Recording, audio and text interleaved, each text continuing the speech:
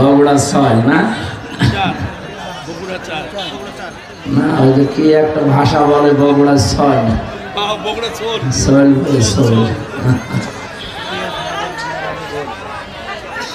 এখানে সব বসিয়ে দেন তো যারা দাঁড়িয়ে আছেন। আপনারা কথা বন্ধ করেন, আমরা কোরআনে প্রবেশ করছি ইনশাআল্লাহ। আলহামদুলিল্লাহি রাব্বিল আলামিন, আসসালাতু ওয়াসসালামু আলা রাসূলিহিল আমিন ওয়া আলা আলিহি ওয়া সাহবিহি ওয়া আতবাইহি আজমাইন, লাইলা ওয়া নাহারান ফিত তারফাইন। فقد قال الله تعالى في كلامه المجيد وبرهانه التوحيد: أعوذ بالله من الشيطان الرجيم، بسم الله الرحمن الرحيم.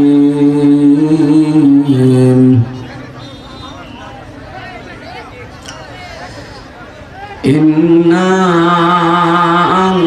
أنزلناه في ليلة مباركة إنا كنا منذرين فيها يفرق كل أمر حكيم صدقت يا ربنا.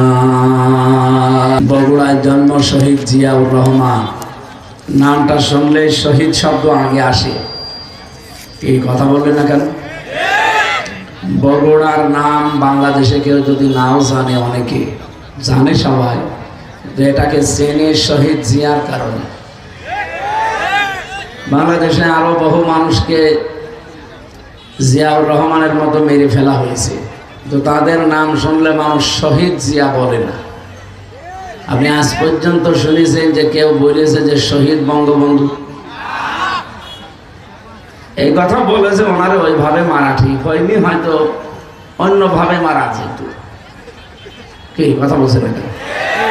আমি সেই দিন ময়মনসিংহ গ্রাম একজনকে বললাম, আপনি কোনোদিন শুনেছেন যে শহীদ শেখ মুজিব? বোঝে না। ওরে শহীদ বললে আরো গোনা হবে, কারণ শহীদ এই শব্দটা এত দামি, আল্লাহ যেখানে সেখানে লাগাননি। কোরআনে কারিমে সূরা বাকারা 153 নম্বর আয়াতে মুখের উপরে আল্লাহ নোটিশ দিয়েছেন, ওয়ালা তাকুলু লিমা ইয়াকতালু ফি সাবিলিল্লাহি আমওয়াত বাল আহইয়াউ ওয়ালাকিন লা তাশউরুন। আল্লাহ বলেন পৃথিবীতে কেউ এই কথা বলবা না যে যারা শহীদ হয়েছে এরা মরে গেছে। আপনি বঙ্গবন্ধুর নাম শুনলে বলতে পারেন যে লোকটা মরে গেছে, কিন্তু শহীদ জিয়া, জিয়ার নাম শুনলে কেউ বলতে পারবেন না যে মরে গেছে, কারণ নামের আগে কি আছে?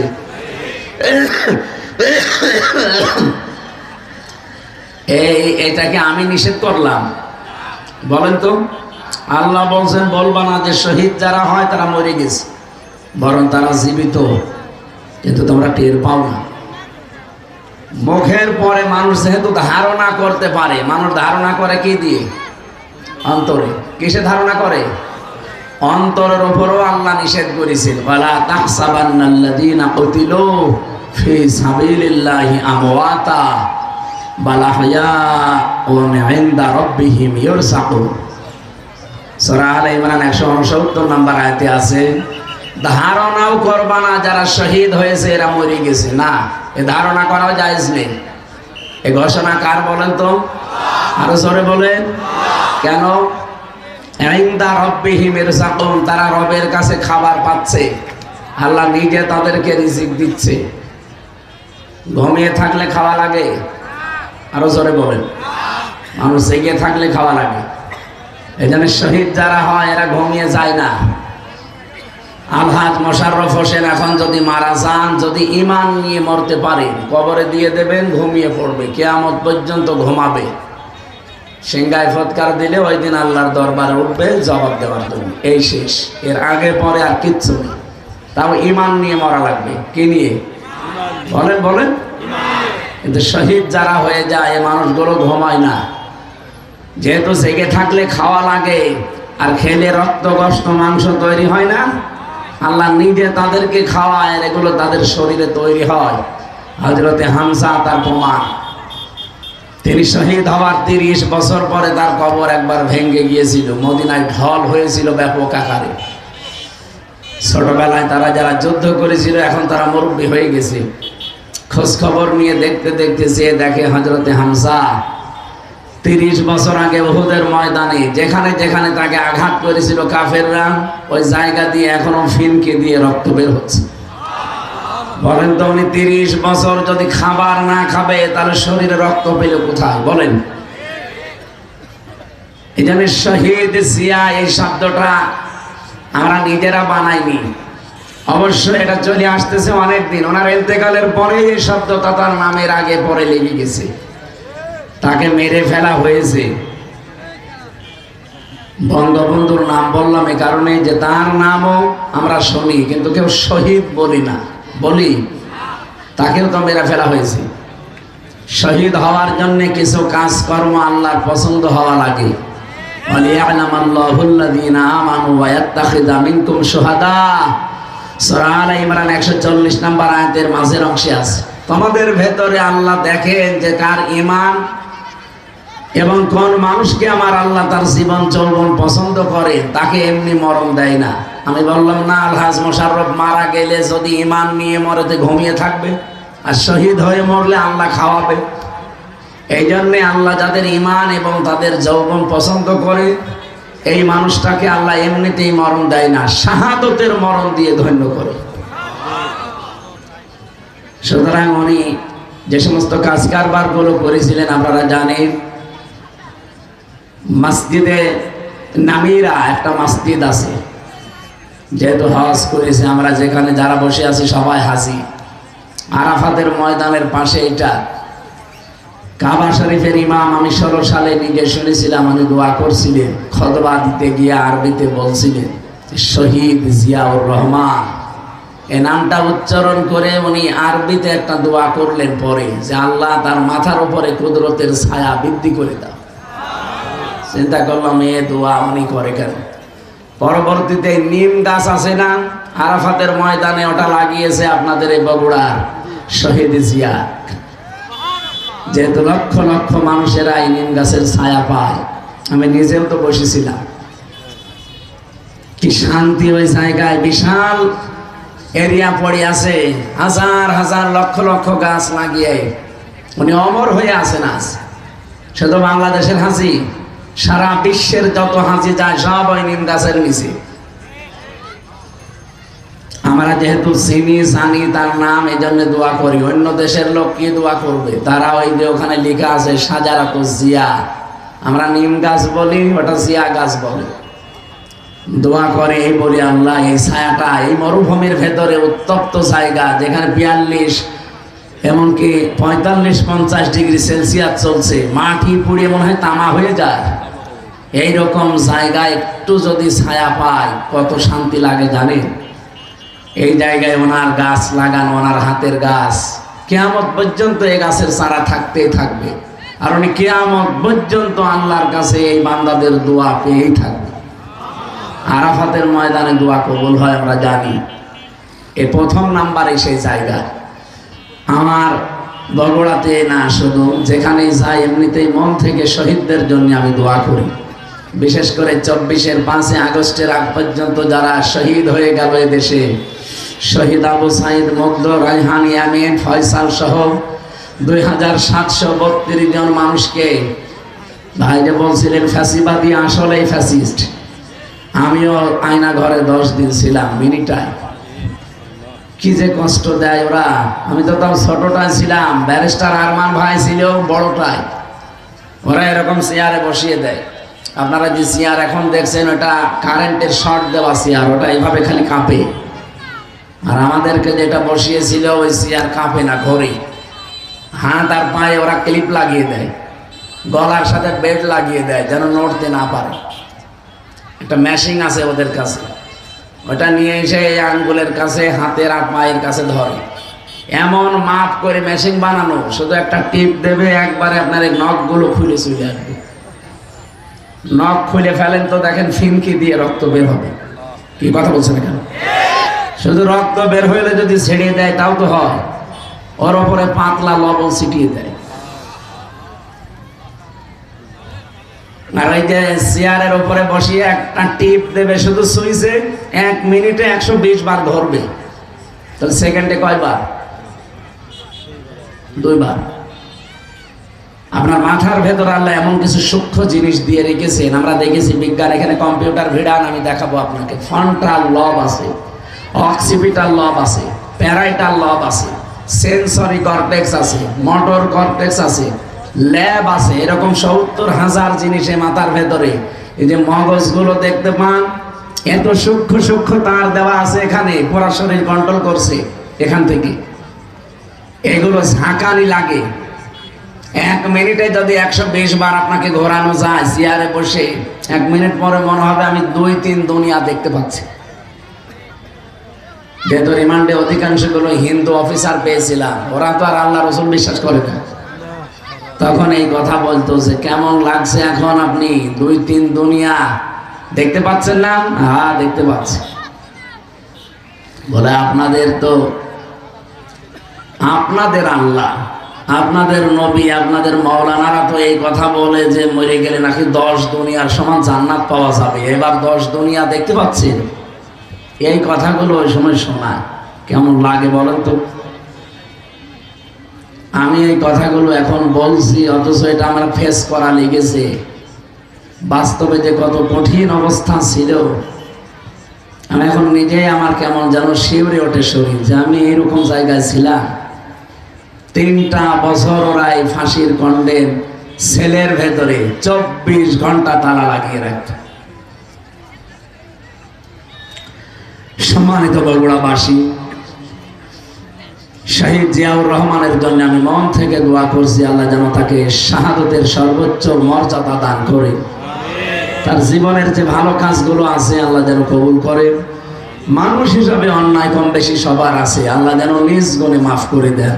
তার স্ত্রী, যাকে এক কাপড়ে এই ফ্যাসিস্ট হিংসার বশবর্তী হয়ে এক কাপড়ে বের করে দিয়েছিল 40 বছরের বসবাস করা বাড়ি থেকে, ম্যাডাম খালেদা জিয়া ওই দিন যা কন্দন করেছে। আমি কয়েকদিন আগে ওনার বাবার বাড়ি ছিলাম, ফেনী, ওনার বাবার গ্রামে।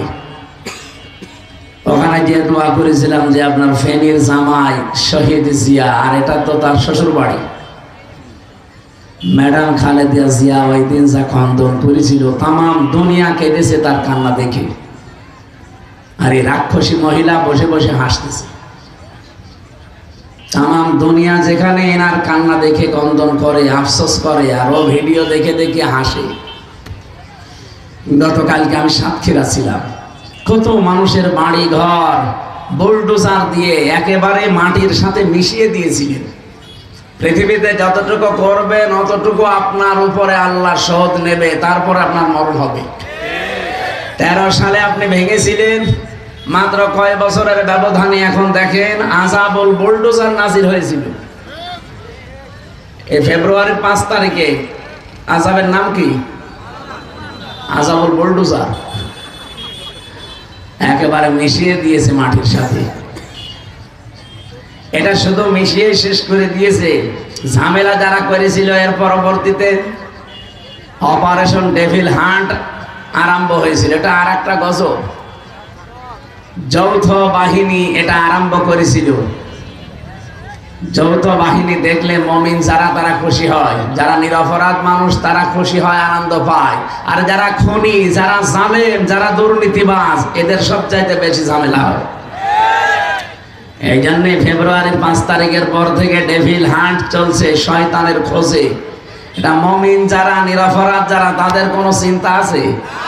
বলেন, চিন্তা কাদের? যারা খুনি, যারা 2732 জন মানুষকে খুন করেছে আগস্টের 5 তারিখের আগ পর্যন্ত। 34,000-এর উপরে যারা মানুষকে পঙ্গ করে হাসপাতালে এখনো ফেলে রেখেছে। এটা বিশাল বোঝা দিয়ে গেল এই মহিলা আমাদের। এই বোঝা টানতে এখন এই দেশের আমাদের ব্যক্তি, পরিবার, সমাজ এবং রাষ্ট্রের এবং ঋণের বোঝা দিয়ে গেছে। এই দেশে এখন কেউ জন্ম নিলে কমপক্ষে 1,10,000 টাকা তার মাথার উপরে ঋণ। এটা আপনি দিয়েছেন। যদি আগের থেকে চলে যেতেন, স্বামীর বাড়ি তো যাবেনই, আগের থেকে চলে গেলে অন্তত আমাদের এই ঋণটা হয় না। যত টাকা মারিং কাটিং হয়েছে বলে সব আমরা বানিয়েছি বাবার টাকায়। কি বাবার টাকায় বানালেন? পদ্মা সেতু যে খরচ করে বানিয়েছে, 4টা বানানো যেত ওই টাকা দিয়ে। কি কথা বলছেন না কেন? এই যে পাবনা রূপপুরের যে বিদ্যুৎ কেন্দ্র, এই জায়গা থেকে 82,000 কোটি টাকা ওনার বোন মারিং কাটিং করেছে। 2-3 দিন আগের একটা ভিডিও দেখেছেন না? উনি বলছে যে আমারে মানুষ শুধু গালি দেয়, দোষ কি শুধু আমার বোন কিছু করেনি? আপনার বোনও করেছে, শুধু আপনার বোন না, আপনার বোনের মেয়েও করেছে। এই কথা বলো না কেন? শেখ পরিবারের একটা মানুষকে দেখান, ওদেরকে যে মানুষ ধোয়া তুলসী পাতা বলে, একটা মানুষকে দেখান যে তার গায়ে কোনো কাদা নেই। এত কাদা লেগেছে যে সাফ করতে গেলে বাংলাদেশের সব পানি লাগবে এখন। সুতরাং বগুড়ায় যেহেতু এসেছি, শহীদ জিয়ার নামে আমি দোয়া করলাম এই কারণে, আল্লাহ রাব্বুল আলামিন তার যে খেদমত ইসলামের জন্য এটা যেন কবুল করেন। তার যে দল আছে, এ দলকে যেন আল্লাহ হেদায়েতের উপরে রাখেন, বলেন আমিন। ম্যাডাম জিয়াকে সুচিকিৎসা দেওয়ার জন্য নিয়ে গেছে, এই ফ্যাসিস্ট এতদিন যেতে দেয়নি মিথ্যা মামলা দিয়ে। এখন যিনি আছেন চিকিৎসায়, সুস্থ হয়ে আবার ফিরে আসবেন বাংলার বধূ বাংলায় ইনশাআল্লাহ। মঞ্চে বসে আছেন আপনাদের এলাকার আমার বড় ভাই, আমার বিশ্ববিদ্যালয়ের, আমাদের আল কোরআনের, আমার আগের ইয়ারের বড় ভাই, আপনাদের এই এলাকার সন্তান মনে হয়। কোথায় বাড়ি আমি জানি না। হ্যাঁ, নওগাঁ, পাশের জেলা নওগাঁ। সামনে বসে আমার মুসলমান ভাইরা, বিশেষ করে পর্দার আড়ালের সম্মানিত মা এবং বোনেরা, প্রাণপ্রিয় বগুড়াবাসী, রব্বুল আলামিনের দরবারে দোয়া করছি, সামনে একটা বিশাল রহমত, বরকত, মাগফিরাতের মাস ছায়া ফেলতে যাচ্ছে। নবীজি এই মাস আসার আগেই দোয়া করতেন, আল্লাহুম্মা বারিক লানা ফি রজব ওয়া শাবান ওয়া বাল্লিগনা রমাদান। হে আল্লাহ, রজব আর শাবানের বরকত আমাদেরকে দান করো, রমজান পর্যন্ত আমাদের হায়াতটা বাড়িয়ে দাও। বলেন তো, হায়াত চাওয়া জায়েজ আছে? কি ঘুমাচ্ছেন আপনারা? আমি বেশি দিন বেঁচে থাকতে চাই, এই কামনা করা বেশি জায়েজ আছে? জায়েজ নেই। বেশি দিন বেঁচে থাকার আকাঙ্ক্ষা করে মুশরিকরা। কারা? ওয়ালা তাজিদান্নাহুম আহরাসান নাসি আলা হায়াতিন ওয়া মিনাল্লাযিনা আশরাকু। আল্লাহ পাক বলেন, হে নবী, এই পৃথিবীতে যারা মুশরিক আপনি দেখতে পাবেন তারা বেশি দিন বেঁচে থাকার আকাঙ্ক্ষা করে। ওদেরকে যদি বলেন ইয়াওয়াদু আহাদুহুম লাউ ইয়াম্মারু আলফা সানা, তোমরা 1000 বছর বেঁচে থাকবে, ওরা বলবে আলহামদুলিল্লাহ, আমরা আরো বাঁচতে চাই। তার বেশি দিন বেঁচে থাকার আকাঙ্ক্ষা কাদের? মুশরিক। বলেন বলেন, আমরা কি মুশরিক? তাহলে নবীজি কেন বললেন বাল্লিগনা রমাদান? হে আল্লাহ, তুমি রমজান পর্যন্ত আমাদের হায়াতটা বাড়িয়ে দাও। এই হাদিসের ব্যাখ্যায় আমি দেখেছি নবীজি এই কারণে বলেছিলেন, কারণ এই 11 মাসের ইবাদত আপনি যতই করেন না কেন, এই 1 মাসের সমান কখনো করতে পারবেন না। আপনি এই সমস্ত মাসে যদি একবার সুবহানাল্লাহ বলেন, একটা নেকি পাবেন। আর রমজান সামনে আর কয়দিন আছে? মাত্র এই 13 দিন পরে যে বিশাল রহমত, মাগফিরাত, নাজাতের মাস ছায়া ফেলছে। রমজানের চাঁদ ওঠার পর পরে একেবারে ঈদের দিনের আগ পর্যন্ত যদি একবার সুবহানাল্লাহ পড়তে পারেন, 70 বার বলার সওয়াব হয়ে যাবে। এই মাসে এখন 2 রাকাত নামাজ পড়লে যা হবে, এই মাসে এখন 70 রাকাত নামাজ পড়লে যা হবে, রমজানে 2 রাকাত নামাজে সে সওয়াব হবে। নবীজিকে জিবরাইল কথা আগেই জানিয়েছিল, যে মাসের মর্যাদা এত বেশি, এত বেশি, এত বেশি, নবীজি এজন্যই বলতেন, আল্লাহ আমার হায়াতটা বাড়িয়ে দাও, আমি দুনিয়ার এই হায়াতটাতে এত বেশি নেকির কাজ করতে চাই যেটা দিয়ে আমার জান্নাত পরিপূর্ণ হয়ে যায়। বগুড়াবাসী আমাদেরও টার্গেট আখিরাত। এই জন্য দুনিয়ায় সে কয়দিন বেশি আছি, আমার সবচাইতে বড় কাজ হবে আমি আল্লাহর ইবাদত করে আমার জান্নাতের বিশাল ঠিকানা প্রশস্ত করা। জান্নাত যেহেতু কারো জন্য বানানো নেই, আপনি যা করবেন এইটা দিয়ে আপনার জান্নাত বানানো হবে, আপনি যা করবেন এইটা দিয়ে আপনার জাহান্নাম তৈরি করা হবে। রব্বুল আলামিন জানিয়েছেন, লাহা সাবাতু আবওয়াব লিকুল্লি বাবিম মিনহুম জুজুম মাকসুম। সূরা নাহাল 14 নম্বর, সূরা হিজরের ভেতরে আছে এটা, 14 নম্বর পারার 3 নম্বর পৃষ্ঠার 7 নম্বর লাইনে 44 45 নম্বর আয়াত। হে নবী, জাহান্নামের দরজা কিন্তু 7টা। দুনিয়াতে যে ধরনের অপরাধ করবে আল্লাহ তাকে ওই দরজা দিয়ে প্রবেশ করাবে। এখান থেকে আমাদের শিক্ষা নেওয়ার বিষয় এই পৃথিবীতে আমরা যে ধরনের কাজ করছি, এই কাজ দিয়ে আল্লাহ জাহান্নামের ওই দরজা আমাদের জন্য বানিয়ে রাখছে, ওইটা দিয়ে আল্লাহ আমাদের প্রবেশ করাবে। আমরা যে ধরনের নেকির কাজ করব, ওই কাজ দিয়ে আল্লাহ জাহান্নামের যে 8টা দরজার নাম শুনি না, জাহান্নামের দরজা 8টা না, জান্নাতের দরজা 100টার উপরে। যে ধরনের কাজ করবে দুনিয়ায়, মরণের পরে আল্লাহ জান্নাতের ওই দরজা দিয়ে ওই স্তরে আল্লাহ তাকে পৌঁছিয়ে দেবে। এই জন্য আমাদের এখন শিক্ষা নেওয়া লাগবে, যেহেতু রমজান সামনে আসছে, এমন এমন নেকির কাজে আমরা আঞ্জাম দিতে চাই সামনে, এমন কিছু কাজ আমাদের এই ছোট্ট জীবনে করতে চাই। আল্লাহ রাব্বুল আলামিন জান্নাতের সুউচ্চ চূড়া যেটা, দরজা যেটা, বাপ যেটা, ওটা যেন আমাদের জন্য প্রস্তুত করে রাখে। জাতির পিতা হযরত ইব্রাহিম আলাইহিস সালামকে মেরাজে যে নবীজি দেখেছিলেন, বিশ্ব নবী ডাক দিয়ে বললেন, হে আমার পিতা, আপনি একটা চিন্তা নিয়ে বসে আছেন, কোন কারণে?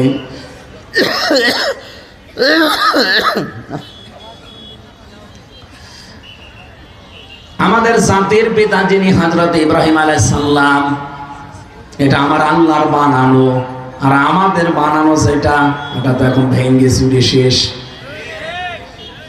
আল্লাহ পাক হযরত ইব্রাহিমকে জাতির পিতা বানিয়েছিলেন। তিনি নবী মুহাম্মদুর রাসূলুল্লাহকে ডাক দিয়ে বললেন, হে আমার সন্তান, আমি যে বসে আছি কেন জানো? এই যে জান্নাত দেখতে পাচ্ছ, এই জান্নাতটা ফেরেশতারা বানাচ্ছিল। কেউ 2 তলা 3 তলা 4 তলা বানিয়ে বসে আছে আর কাজ করে না। এই জান্নাতটা যার জন্য বানাচ্ছিল, ওই লোকটা আগে ভালো ভালো কাজের আঞ্জাম দিত, নেকির কাজ করত। এই জন্য ফেরেশতাদের হাতে ইট বালি খোয়া এগুলো আসতো, ও জান্নাত বানাতেই থাকতো। কিন্তু লোকটা এখন ভালো কাজ করা ছেড়ে দিয়েছে, এই জন্য ফেরেশতাদের হাতে আর ইটও আসে না, বালিও আসে না। কি দিয়ে ফেরেশতারা জান্নাত বানাবে? দেখো বসে আছে। তোমার উম্মতদেরকে ফিরে যে বলবে, জান্নাতের মাটি কিন্তু বড় উর্বর। দুনিয়ায় সেই কয়দিন হায়াত আছে তাদের, তারা যেন এমন এমন কাজ করে যে তাদের জান্নাতটা যেন কমপ্লিট থাকে। বলেন সুবহানাল্লাহ। বগুড়াবাসী, এমন কোন কাজ যদি আমরা করে যাই যে একতলা হওয়ার পরে লিনটেন পর্যন্ত উঠে বসে আছে, আমার আর কাজ কারবার নেই, আমি ভালো কাজে আঞ্জাম দিতে পারি নাই, মরে গেলাম। আল্লাহ যদি জান্নাত আমারে দেয়ও, যে দেখবেন একতলা হয়ে আছে আর একতলা ছাদ নেই, ভালো লাগবে? যেহেতু চোখ বন্ধ হওয়ার পরে আর কোনো ভালো কাজ করার সুযোগ, আরো জোরে বলেন। এই জন্য যতটুকু হায়াত আছে এর ভেতরে এমন কাজের আঞ্জাম দেওয়া লাগবে যেন অল্প কাজে বেশি নেকি পাওয়া যায়। এই জন্যই নবীজি বাল্লিগনা রমাদান, যে আমাকে রমজান পর্যন্ত হায়াত পৌঁছিয়ে দাও, আমি এমন কিছু কাজ করতে চাই যেন আমার জান্নাতটা কমপ্লিট থাকে, আনকমপ্লিট না হয়। বলেন সুবহানাল্লাহ। এই জন্য আমরাও রমজান পর্যন্ত হায়াত চাচ্ছি। এই রমজানে গুরুত্বপূর্ণ কিছু জিনিস আমরা সামনে নিয়ে আসতে চাই। রমজানের ভেতরে 21 থেকে 29 বেজোড় রাতগুলোতে আল্লাহ রাব্বুল আলামিন গুরুত্বপূর্ণ কিছু সিদ্ধান্ত নেবেন। ফিহা ইফরাকু কুল্লু আমরিন হাকিম। আল্লাহ পাক বলেন এই গুরুত্বপূর্ণ কিছু সিদ্ধান্ত এই রমজান মাসে আমি আল্লাহ নিতে চাই। এদিকে তাকান। এই যে রমজান মাসে যেখানে কোরআনে কারীম নাযিল করেছেন আল্লাহ, আমরা জানি সবে কদরে এটা, আর সেই আয়াতটি আমি পড়েছি, ইন্না আনজালনাহু ফি লাইলাতিন মুবারাকাহ। অবশ্যই আমার এই কোরআন আমি একটা বরকতময় রজনীতে নাযিল করেছি।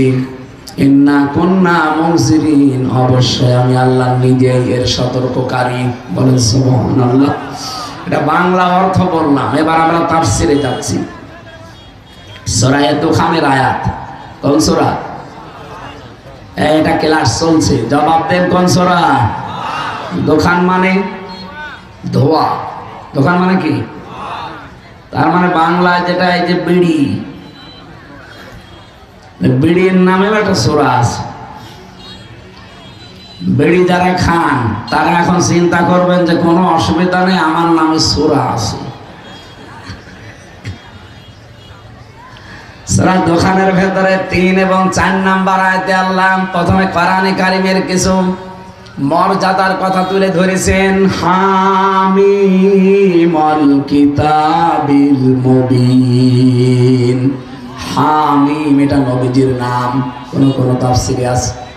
ওয়াল কিতাবিল মুবিন, স্পষ্ট কিতাব, এর কসম আল্লাহ দিয়ে জানিয়েছেন ইন্না আনজালনাহু, অবশ্যই আমি আল্লাহ এটা নাযিল করেছি।